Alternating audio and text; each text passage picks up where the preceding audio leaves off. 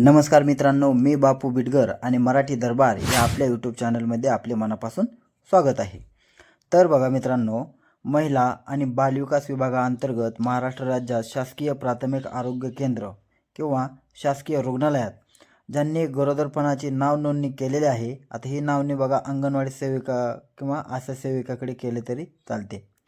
म्हणजे बघा आता ज्यांनी गरोदरपणाची नोंदणी केलेली आहे व त्या ठिकाणी प्रसूती होणाऱ्या तसेच नाव नोंदणी शासकीय प्राथमिक आरोग्य केंद्र किंवा शासकीय रुग्णालयात करण्यात आले आहे। परंतु अपवादात्मक स्थितीत किंवा परिस्थितीत खाजगी रुग्णालयात काही कारणास्तव प्रसूतीसाठी दाखल केलेल्या महिलांना पहिल्या प्रसूतीच्या वेळी त्यांच्या नवजात बालकांसाठी, मग ती मुलगा असेल किंवा मुलगी असेल, त्याच्यासाठी बेबी केअर किट उपलब्ध करून देण्यात येते। त्यानुसार बघा, वरील योजनेकरता सन 2024-25 या अर्थसंकल्पीय वर्षात पुरवठ्यात आलेल्या बेबी केअर किटचे जे काही देयके होती, म्हणजे जे काही त्यांची बिलं द्यायची होती, त्याच्यासाठी निधी वितरित करण्यात आला आहे। आणि ही निधी वितरित करण्याचं शासनाच्या धोरणात होतं आणि त्याप्रमाणे शासनाने या निधीची म्हणजे तसा शासनाने GR काढलेला आहे।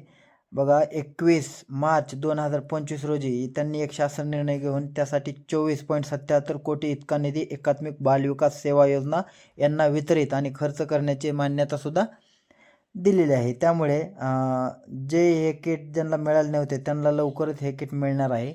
आता बघा, ह्या किटमध्ये नेमकं काय काय असतं तर आपण पाहूया। तर याच्यामध्ये बघा, बाळासाठी एक मच्छरदाणी असते, बाळासाठी काही मोजके कपडे असतात, तसेच बाळासाठी काही खेळणीसुद्धा असतात, तसेच एक वॉटरप्रूफ बेडशीट असते, तसेच एक छोटं मौसीर असं छानसं बेडशीट असतं, तसेच एक मोठी जाड अशी बाळासाठी एक गादी असते, थर्मामीटर असतं, नेल कटर असतं आणि आईसाठी एक टोपी असते। तर या वस्तू या किटमध्ये मिळतात। धन्यवाद।